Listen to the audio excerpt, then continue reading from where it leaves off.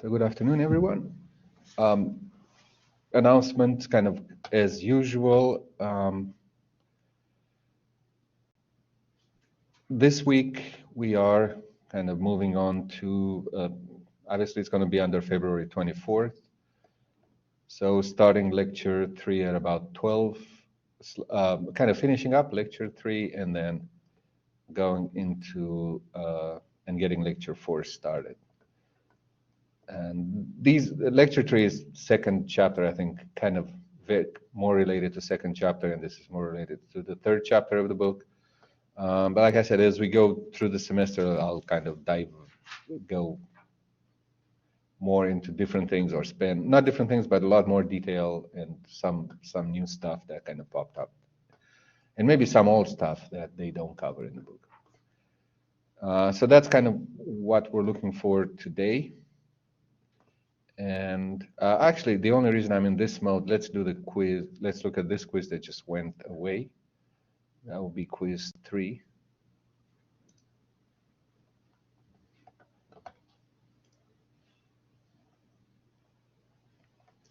So data to ink ratio, kind of Tufte wants to maximize. So use as little ink as possible, display as much data as possible. So that should have been the answer here. So this is a visualization that looks at college enrollment. It really shows 5 numbers, 1, 2, 3, 4, 5. If you went through the discussion, it has this 3D shape, 3D view.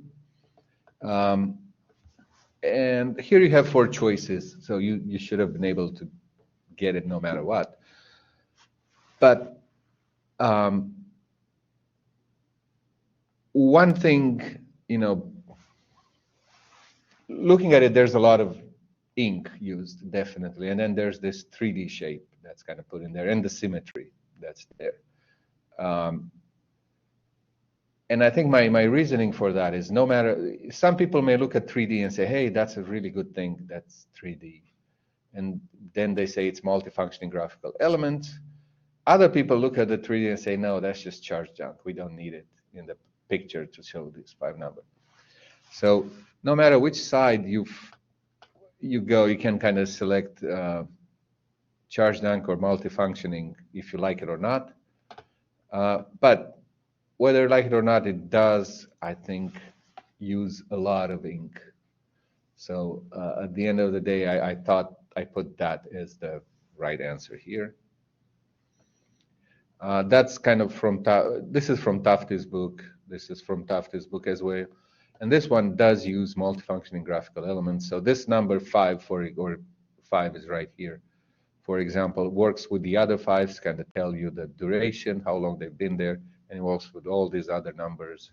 So it's not just a label, it's used to build a visualization. So it's multifunctioning graphical elements. On this one, this is definitely charge dunk, all the hashing.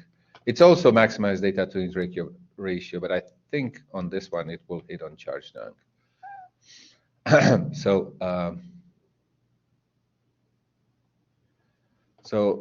either 1 or 2, but definitely none of the others. Oh, this one has 5 choices. It's definitely not small multiples, and there's no mechanism shown, so you can kind of narrow it down. This one is using small multiples. There's 1 visualization for each hour, almost. I don't know, 1 hour is missing, from 0 to 23. And then we're moving on to kind of the next chapter. This is from chapter 3. So detail doesn't have to be a precise representation. It's just more information about an object or about a feature of that object. But it doesn't have to be a precise. It's not 0.3344 that. And again, you had 4 choices for 2 answers. This is also an example of small multiples. Each of these is just a time series. So one for 1908, 1 for 1909, and so forth. Small multiples. This one may be a little bit tricky, but if you look closer, you notice that each of these is a pie chart. So each of them, it's not just a circle, it's a pie chart that shows something.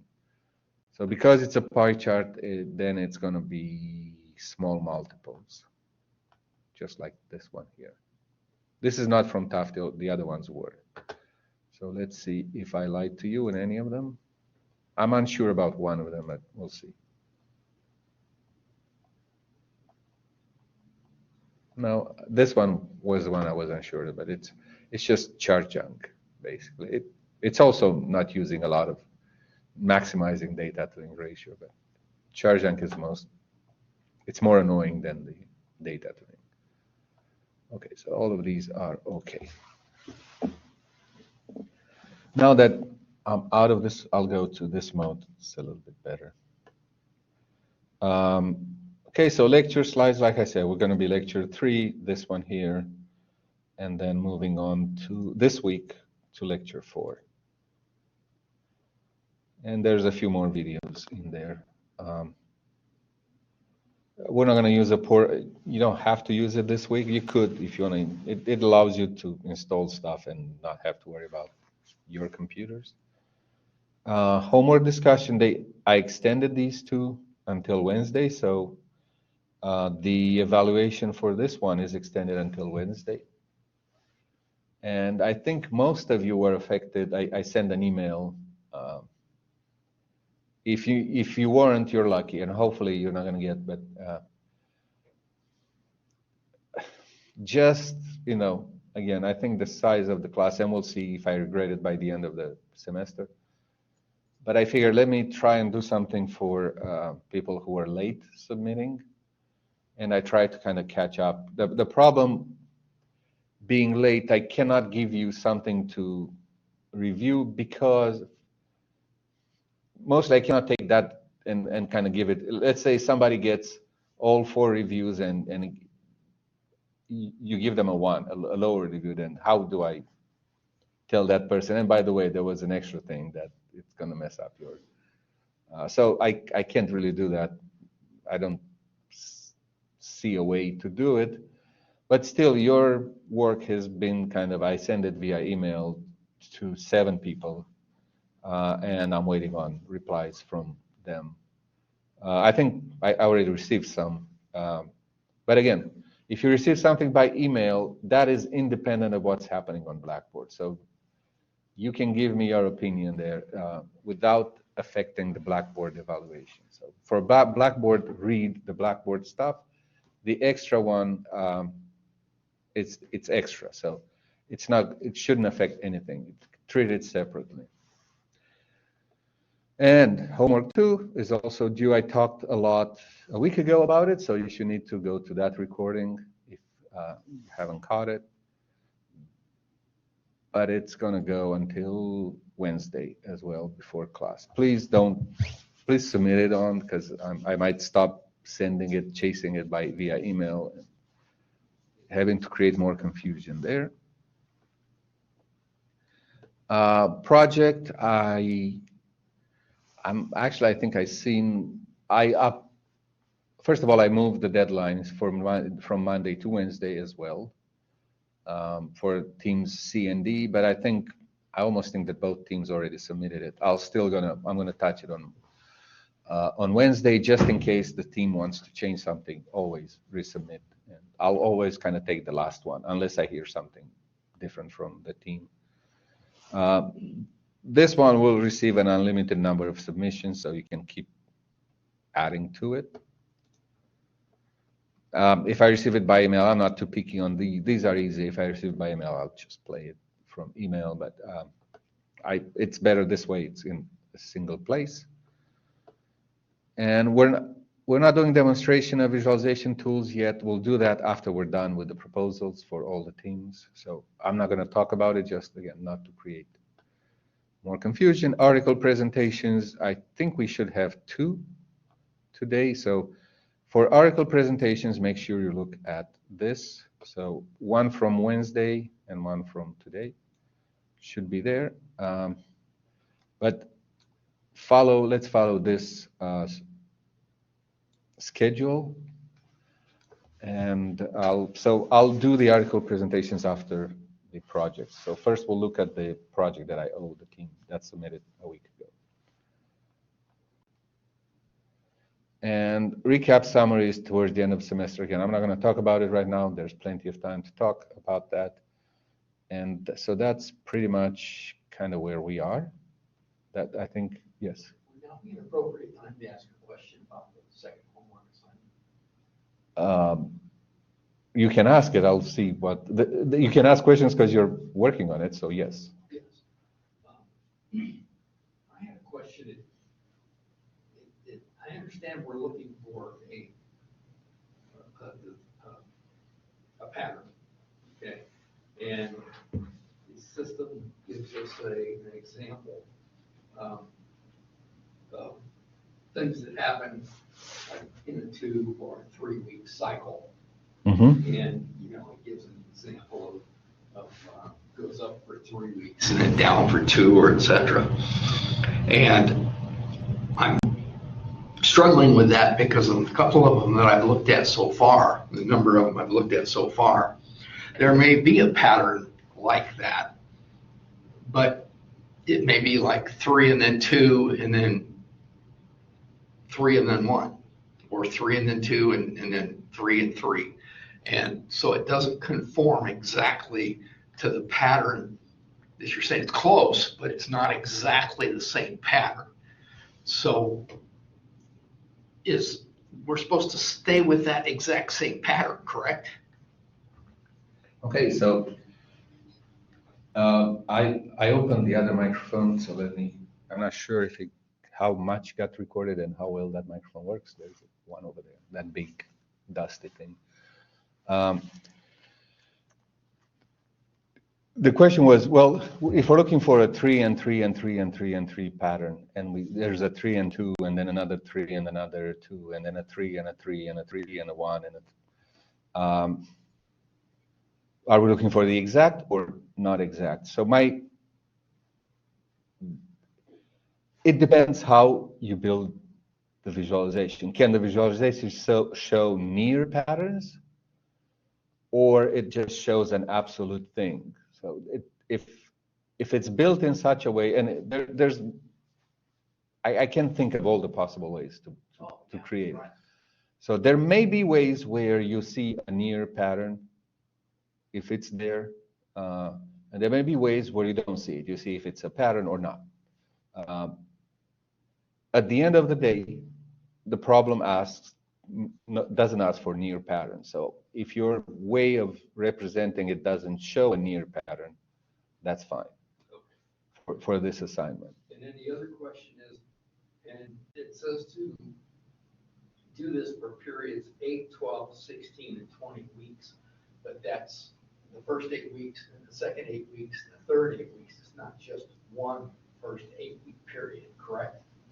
When the question asks about 8 weeks and whatever, 6, 8, 12, and it's 8, 12, 16, and 20, sir. Okay, I done it a long time ago. I wrote it. So let's say 8 weeks. Yeah.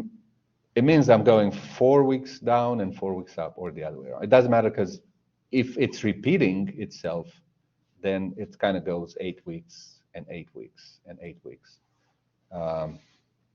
Best here is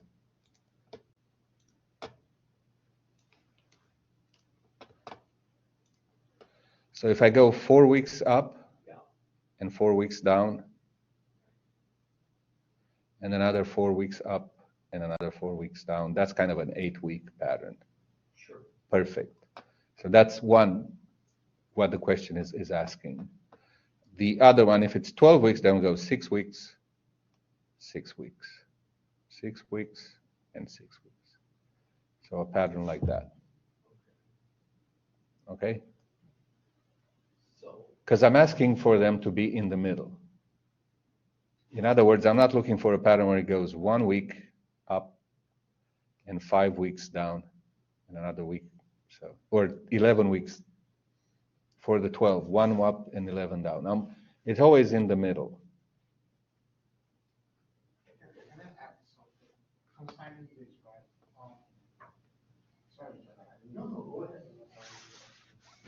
So because of the volume of the data, right, it's all 50 states. So I grouped it into, group one. They're not states. Oh, cities. They're sorry. cities. I don't know how many cities. Cities. So I grouped them into different groups, and I'm representing per group, right? So do you want, like, when I put this, What is the criteria that you grouped it by? So I did it alphabetically. okay, well, that's one way, but that doesn't really relate to the problem. You could do it if it gets too much. Use Tufty, whatever Tufty says. Because when I was doing one after the other, it's gonna be like a lot of visualization. If I want to present the visualization per city, so it means I'll have one visualization 4 times showing, Yeah, you 8 can weeks. do per So that's why I grouped it to see per cycle. a cycle. Yeah, for 8. Again, I don't know how you're building your visualization. Maybe sometimes it doesn't make sense to have everything all at once. So breaking it into other parts may help. You can break it down alphabetically, you can break it down per series, but what if all of, it's not the case, but what if all of them are a pattern of 8, then all of them are going to show up on top of each other, kind of, or not on top of each other, but a big squiggly line. Again, it all depends how you're doing. This is one, I'm not saying use this, I'm using this just to kind of show the pattern. What I mean by 8, so 8 means this is 4, and this is 4. It's 4, yeah. Always in the middle, we break it. And it can go the other way. Actually, if you think about it, this is 4. This is 4. And this is 4, so it doesn't matter if it goes up or down, down or up. That is, if it repeats for a number of times, it becomes interchangeable. Okay, so assuming like the 8-week pattern, let's say it does it twice, goes up, down, so that's 16 weeks, and then it stops. So we should just show the 2 8-week periods that have the pattern and disregard the rest, correct? In other words, it doesn't have to go all 8 weeks.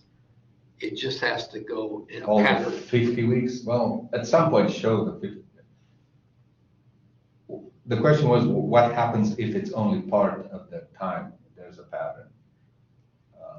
Now, if it only repeats once, I wouldn't call that a pattern. No. But if it's more, if it's 3, 4, few, whatever few you consider it, but show the other one so we know it doesn't have the pattern for the rest of the time period in there. That I think I would need to see. So if the pattern is only for 24 weeks, but there's 60 weeks or something in there, show for the other 40 that there is no pattern somehow. Okay. Okay. Okay. Or pick a visualization. That's another way to group them. You can group them by time period at some point, or it doesn't have to show. If there's no pattern, you don't have to show everything that's there to show there is no pattern one way or another. In other words, you don't have to show a squiggly line for no pattern. It can be nothing, and to just explain, if you see nothing, it means there's no pattern. I'm not saying that, again, there's many, many, many ways to build. That's the problem. At least 25 ways, remember that 25 ways to visualize something? Yeah. So there's more than one way to do it.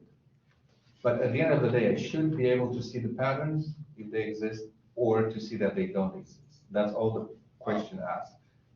If they don't exist, it doesn't say you have to show me the data, but you need to show that they don't exist, at least.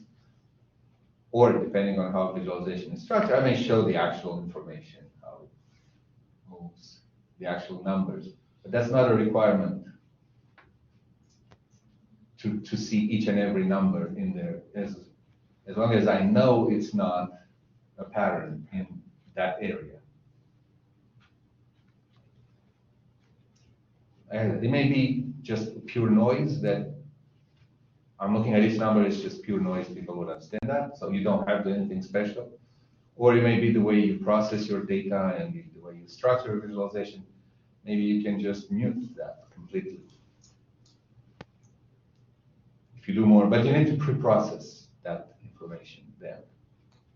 So either way could work.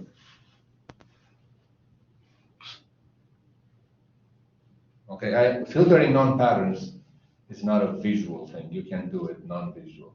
Like write some macro or write some code. Macros in Excel could help if you don't want to write code.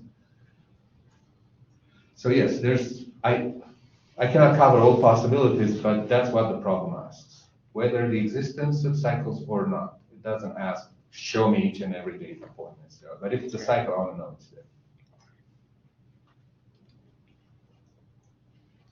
And you stop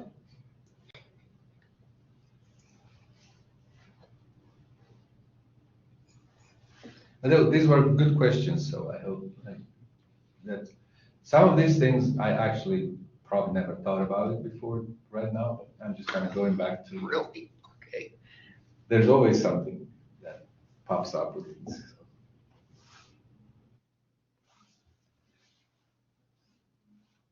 Let me go back to share my screen.